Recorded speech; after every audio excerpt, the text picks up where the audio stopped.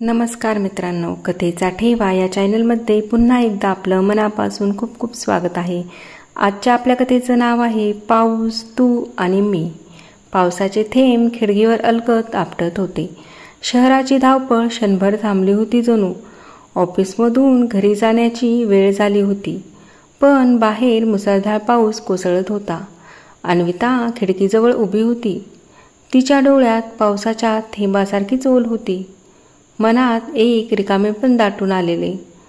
आयुष्यात सर्व काही असूनही काहीतरी अपूर्ण असल्याची जाणीव तिला सतत कुरतडत होती. तेवढ्यात ऑफिसच्या लॉबीमध्ये कुणीतरी हळूच म्हणाले, पावसात भिजायला अजिबात भीती वाटत नाही ग. उलट पावसातच मन खरी बोलू लागतात. अन्विताने मागे वळून पाहिलं. तो होता सिद्धार्थ. साध्या कपड्यातला, शांत पण खोल नजर असलेला मुलगा. त्याच्या चेहऱ्यावर पावसा इतकाच निरागस हास्य झळकत होतं. पाऊस काही कमी होईना. दोघेही छत्री न घेता ऑफिस बाहेर पडले. सिद्धार्थने खट्याळपणे म्हटलं, चल ना, भिजून जाऊया.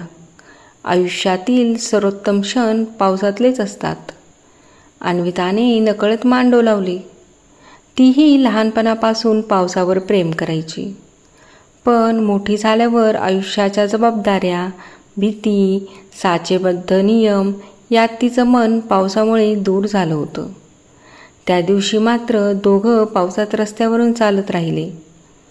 पायाखाली चिखल, डोक्यावर थेंबाचा मारा आणि मनात हळूहळू जवळीक वाढू लागली. पुढच्या काही दिवसात पावसाची सरी आणि त्यांच्या भेटी एकमेकात मिसळल्या. कॉफी शॉप, कॉलेजची जुनी आठवण सांगणारे रस्ते किंवा एखादी गच्ची, सगळीकडे पावसात त्यांचं नातं बहरत गेलं. अन्विता म्हणायची, पाऊस मला नेहमी रडवतो. असं वाटतं की तो माझ्या आतल्या भावनांना बाहेर आणतो. सिद्धार्थ हसत म्हणायचा, आणि मलाही तो तुझ्याजवळ आणतो. तू पावसासारखीच आहेस, शांत पण ओलावा देणारी. एक दिवस मात्र सिद्धार्थ अचानक गंभीर झाला. अन्विता, मला तुला काही सांगायचं आहे, पण भीती वाटते की तू माझ्यापासून दूर जाशील.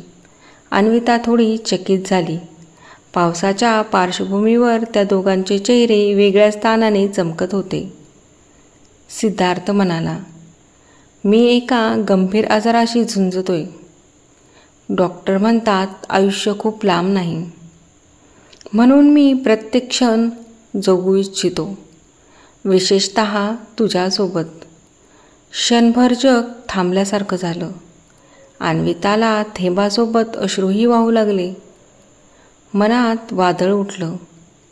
हे नातं फक्त काही महिन्यातच असेल तर, मी त्याला गमावू शकेल तर, पण त्याच्याशिवाय माझं आयुष्य कसं? असं हजारो प्रश्न तिच्या मनात फिरू लागले. तरीही अन्विताने ठामपणे सिद्धार्थचा हात धरला. मला आयुष्याची लांबी नाही, त्याची गोडी हवी आहे. तू माझ्यासोबत आहेस, तेवढं पुरेसं आहे. सिद्धार्थच्या डोळ्यात आश्चर्य आणि प्रेम एकत्र चमकले. त्या दिवसापासून दोघांनी ठरवलं, आयुष्यात कितीही वेळ असेल तो त्यांनी एकत्र पावसासारखा मोकळा, भावनांनी ओलसर जगायचा. दोघं गावोगाव फिरले. डोंगर, समुद्र, गच्चीवरच्या रात्री, सगळीकडे पावसासोबत त्यांचं प्रेम विणलं गेलं. प्रत्येक सरीसोबत त्यांचा बंध अधिक घट्ट झाला. काही महिन्यांनी सिद्धार्थचा आजार बळावला. हॉस्पिटलच्या खिडकीबाहेर पाऊस कोसळत होता.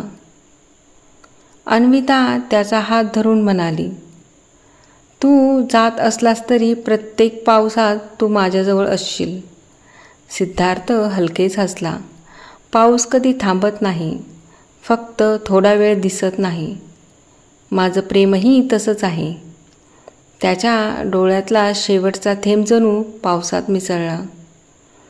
काही दिवसांनी अन्विता एकटीच खिडकीजवळ बसली होती. पाऊस पुन्हा खिडकीवर अलगद वाजू लागला. तिच्या ओठावर नकळत हसू आलं. सिद्धार्थ नाही, तरी पाऊस होता आणि पावसात त्याचं अस्तित्व होतं. तिच्या डोळ्यातून ओघळणारे थेंब आणि बाहेरचा पाऊस, दोघं जणू एकत्र म्हणत होते, पाऊस, तू आणि मी, आपण कायम एकत्र आहोत. अशा छान छान कथा ऐकण्यासाठी चॅनलला लाईक, शेअर आणि सबस्क्राईब करायला विसरू नका. कथा ऐकल्याबद्दल आपले मनपूर्वक धन्यवाद.